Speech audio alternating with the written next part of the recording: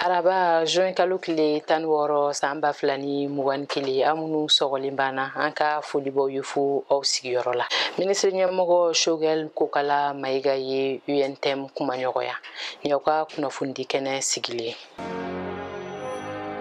A bɛ tile 3 bɔ bi furancɛla fanga ministre ɲɛmɔgɔ bɛ taamana ka se ka jamana maaba dɔw ma k'u hakilinaw ɲini.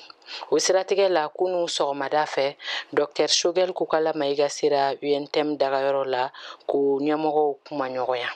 UNTM secrétaire général Yakuba Katile ma se ka kɛnɛ sɔrɔ nka dankan filanan Abdraman Infa Turu y'a jɔyɔrɔ fa. O ɲɔgɔnye kun tun ye ka da don kumaw na o tuma sani gouvernement ka wuli sigikafɔw kura ye.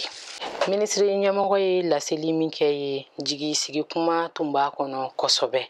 O kumaw taara UNTM ɲɛmɔgɔw jimi sira fɛ.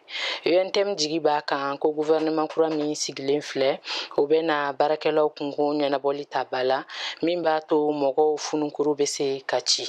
Ministre ɲɛmɔgɔ y'a jira k'a ye kumaw faamuya ko nin tɛna kɛ o kumaɲɔgɔnya laban ye. Moto taxi ko Bamako bɛna kɛ n'an tun y'a dɔn ye.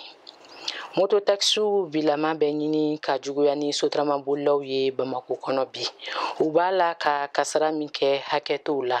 O de kosɔn u tɔgɔ bɛ mɔgɔw bɛ da nin waati in na. Saramani, taxi damu, sabuɲuma, filamu, nin bɛɛ ye moto taxi ko cakɛdaw tɔgɔw ye.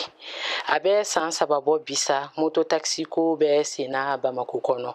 A ko tun kɛra sigidalamɔgɔw nisɔndiya koba ye ka da u sɔrɔli la nɔgɔya ani itayɔrɔ sɔrɔli a tuma na olu kosɔn. Nka moto taxi ko bilama bɛ ɲini ka kɛ n tun y'a dɔn ye. A kɔlɔsilen don ko sirabakan kasara fanba sababu ye moto taxiw ye. Seerew ye wasakɛ o ko la. Jateminɛw y'a jira ko sirabakan kasara 100 sarada la 78 sababu ye moto taxi tigiw ye.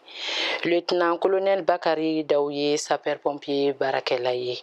A ka fɔ la san 2020 kɔnɔ mɔgɔ 460 minnu tora sirabakan kasara la Bamako kɔnɔ 359 sababu bɔra moto taxi tigiw la. Wa ko kasaraw ma sɔrɔ fosi wɛrɛ fɛ fo moto tigiw ka dantɛmɛ boli ka sababu kɛ siraba sariyaw dɔnbaliya walima u labato baliya ye.